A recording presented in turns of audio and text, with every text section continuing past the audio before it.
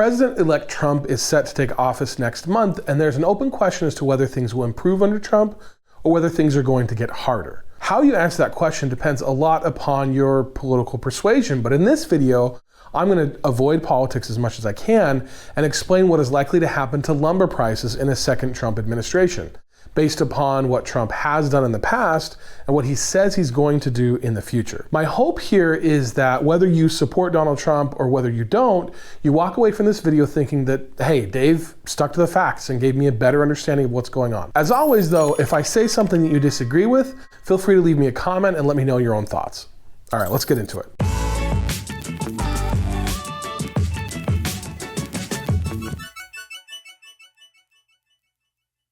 Lumber is an essential good in this country. About 93% of all homes in the US are built out of wood, and nearly 500,000 people work in the lumber industry in some way.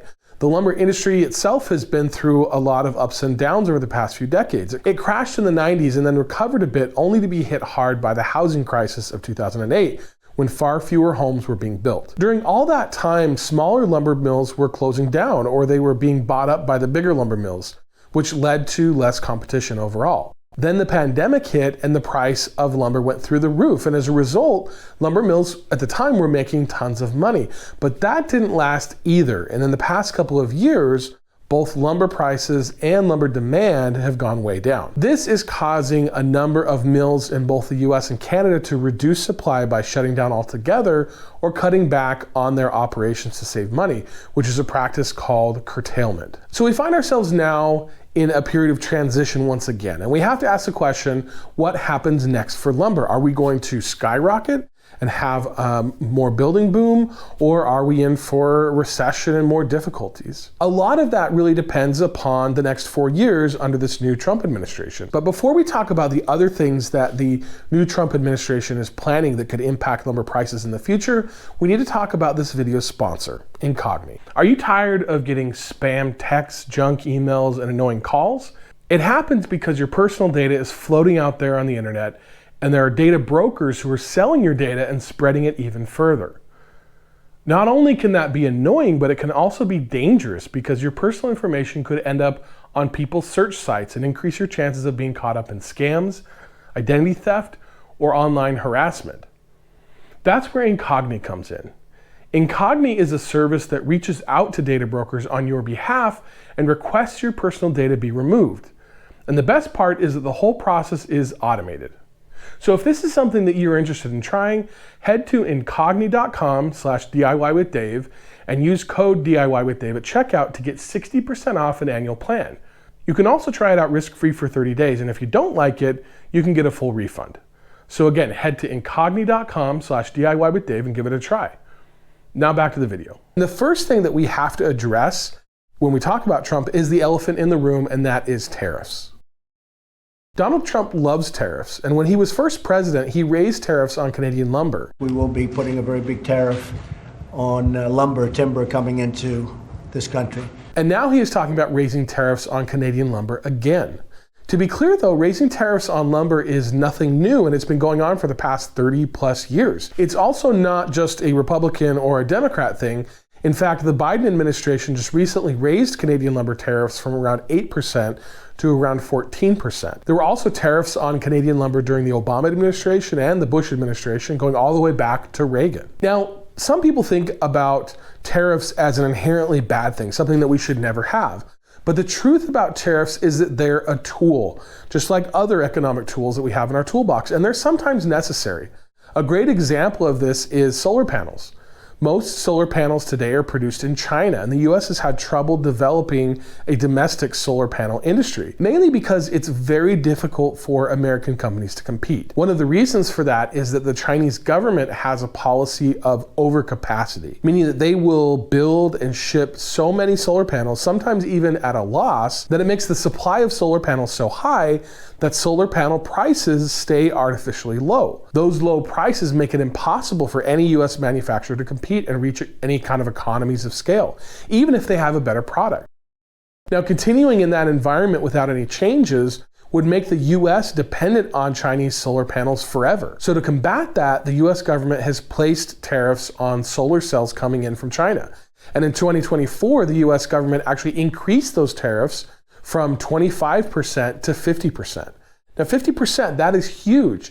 But the hope here is that those tariffs will level the playing field and give US producers a chance to compete on fair terms and ultimately develop that domestic industry. Now, one very important impact of these tariffs that we have to understand is that because of these tariffs, solar panels will cost more, especially in the short term. And that may change when a domestic industry is established, at which point the hope is that the price will come down and the tariffs will no longer be necessary. So what about lumber? Well, the dispute over Canadian lumber stems from how it's harvested. 94% of all Canadian lumber is harvested off of public land, whereas 88% of lumber in the US is harvested off of private land. In the US, lumber companies pay more to those private landowners to harvest that lumber than the Canadian lumber companies pay to their local or provincial governments to harvest off of those public lands. In the view of the US lumber industry, that makes Canadian lumber cheaper to produce because of what they view as unfair subsidies. And therefore, it's unfair competition. And that's why those lumber companies really push the US government to put tariffs on Canadian lumber, and that's why they're sitting currently at 14%. Now, 14% is a fairly high number for a tariff, but in Trump's last term, he increased the tariffs to 20%. And that persisted until December 2020 when it was dropped to that 8%. The question here, though, is whether Trump will ignore lumber because it already has a high tariff placed on it and maybe focus on other areas, or whether he'll increase the lumber tariffs even higher. Right now, Trump is actually threatening to put 25% tariffs on Canada and Mexico for all sorts of things. Now, I've heard some people say that they think that Trump is using the threat of tariffs as a negotiating strategy, and that he doesn't actually intend to increase tariffs, but that he will if he doesn't get what he wants. And that may be true, and Trump may be able to get some concessions from the Canadians, but if not, history has shown that other countries do not take tariffs lying down, and they'll fight them. In the case of Canada, they have won multiple times in international courts and with the World Trade Organization.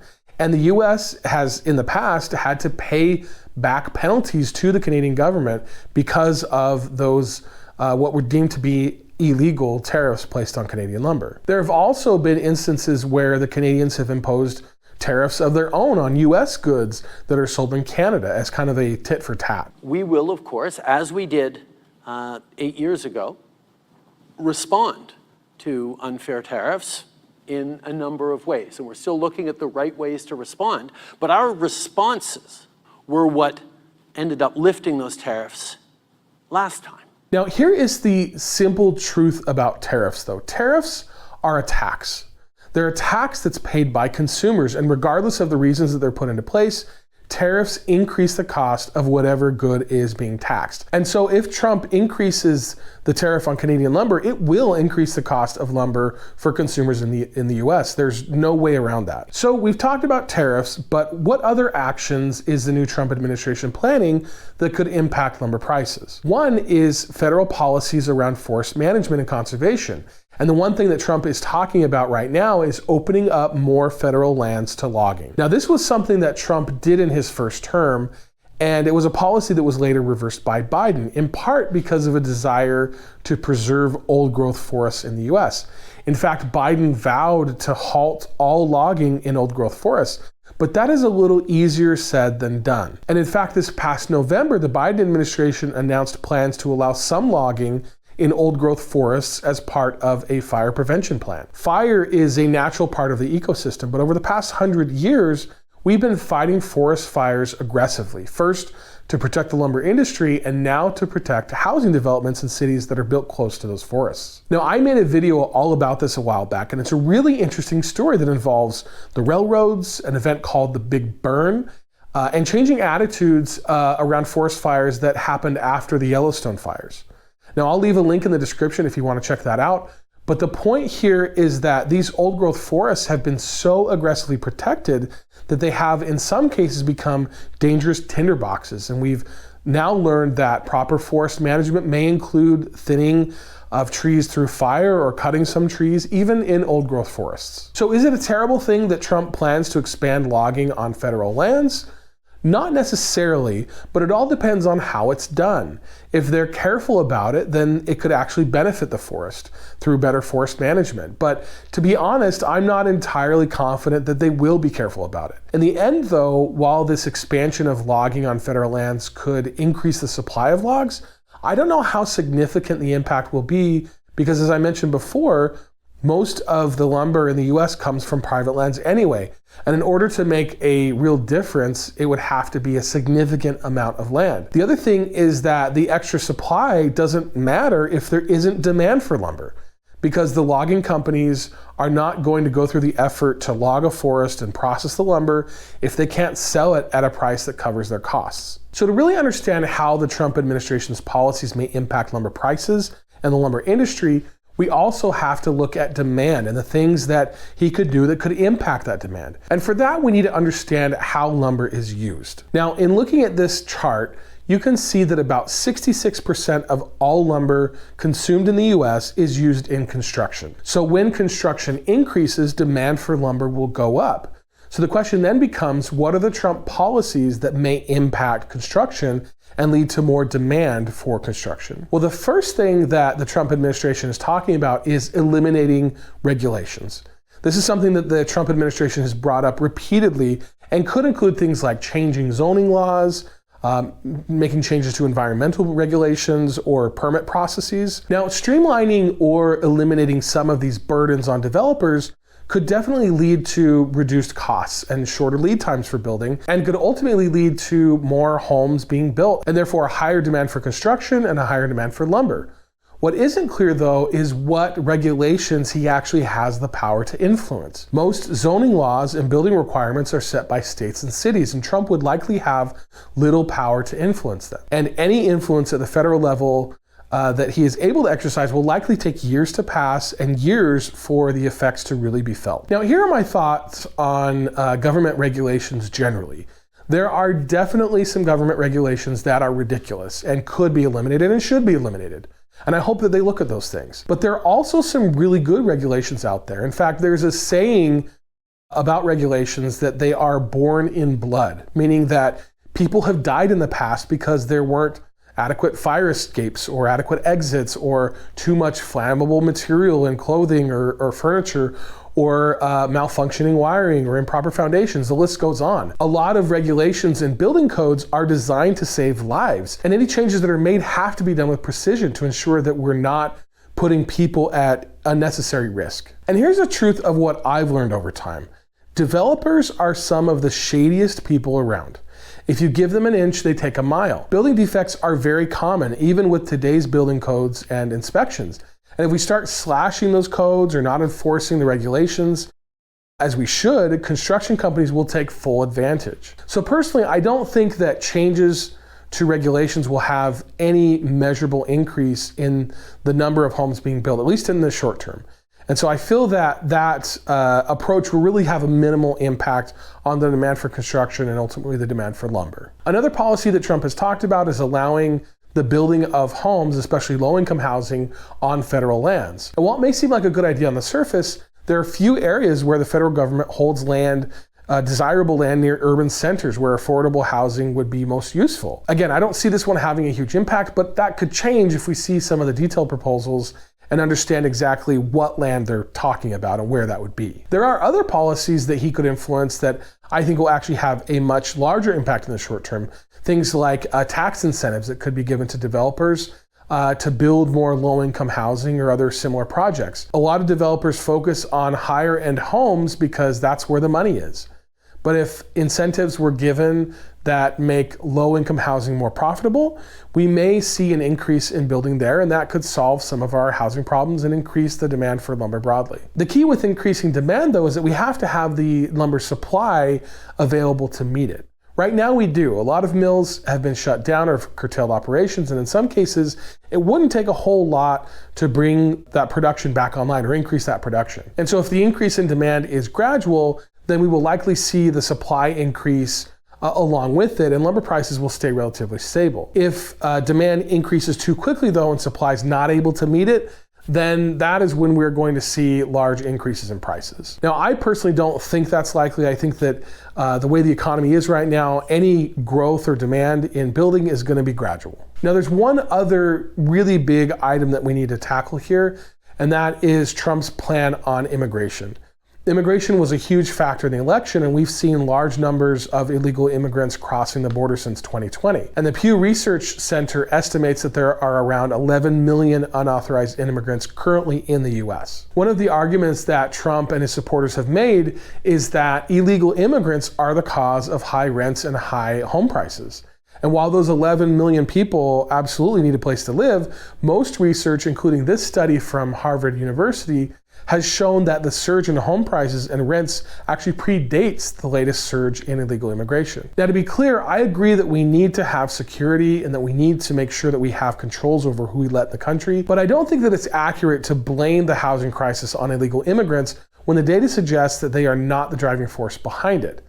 In fact, the bigger issue, in my opinion, is that the construction industry, especially in the South where I live, is heavily dependent upon illegal immigrants. And if a lot of those people decide to leave or are deported, I think that it will actually cause delays, significant delays in construction, and will also increase costs for construction across the board, not for lumber specifically, not for materials per se, but for the labor that goes into building a house, and that will make homes more expensive. What we need right now is comprehensive immigration reform. We need to secure the border and create a path for hardworking people to come into this country and stay here legally, to do the work that needs to be done on farms and in construction and in other places. What I'm afraid of, though, is that this Congress has no desire to solve the problem. Both sides benefit from complaining about it and perpetuating it and blaming each other for it. And I don't see much appetite for immigration reform in the incoming Trump administration either. So to recap, tariffs will increase lumber prices. There's no doubt about that. Expanding logging on federal lands could open up new supplies and reduce costs, but may not be enough to make a difference. Certain housing policies could increase building and therefore increase demand for lumber, which could be a good thing overall, if there's enough supply, of course, to meet that demand. But mass deportations could cause delays and higher costs for building overall. In the end, though, the things, in my opinion, that will have the most impact on housing demand and lumber prices is going to be the free market itself. And there's little that the president can do about that. If rates continue to come down, as they have for the past few weeks, it will make buying a new home more affordable. And all those people, especially young people who have been sitting on the sidelines, will jump in and buy a home. And that is what will spur demand for building and for construction materials like lumber, more so than any policy or tax break could. And one of the biggest concerns I have with the Trump administration is the national debt. Debt is inflationary, and so one of the things that could happen if the national debt increases too much, if he spends too much and cuts taxes too much, then that's going to be inflationary, and we will have to keep interest rates high to combat that. And so that is going to be a challenge. But only time will tell what exactly happens there. So I want to know what you guys think. Do you agree with my assessment? Is there anything that I've missed or anything that you disagree with? Please leave me a comment and let me know your thoughts. Please also be sure to hit that thumbs up button, subscribe to my channel, and check out this video on why lumber quality has been declining for decades. And I'll see you in the next one.